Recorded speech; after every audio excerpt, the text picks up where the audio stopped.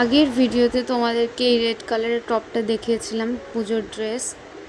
তো বলেছিলাম পরের মানে ড্রেসগুলো আমি নেক্সট ভিডিওতে দিব, তো সেই নেক্সট ভিডিওই আমি নিয়ে চলে এসেছি।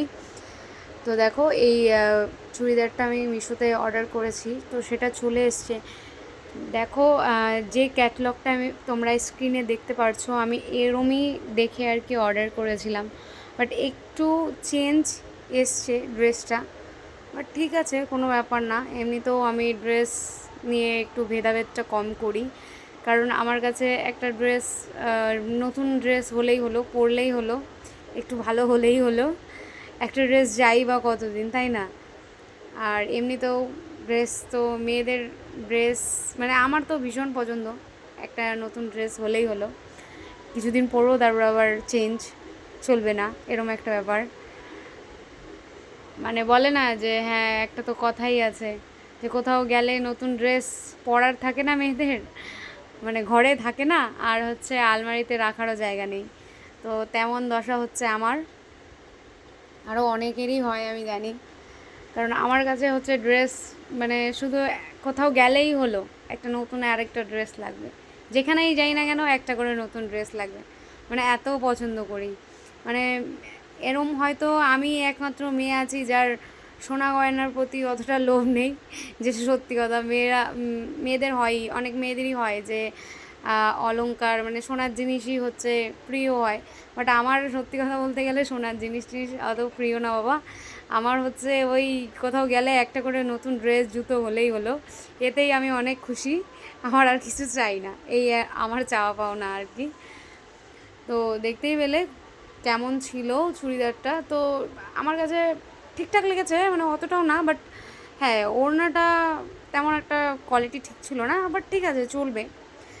আর এই শাড়িটা সত্যি আমার কাছে ভীষণ ভালো লেগেছে, এত সুন্দর লেগেছে শাড়িটা। আর শাড়িটা সিরিয়াসলি বলছি, যখন শাড়িটা পরেছিলাম না, মানে ভীষণ সুন্দর লাগছিলো আর কি। আমি তো জাস্ট নর্মালি পরেছি, আর এই শাড়িটা পরার জন্য আমি একটা নর্মালি একটা টপ বের করে পরলাম।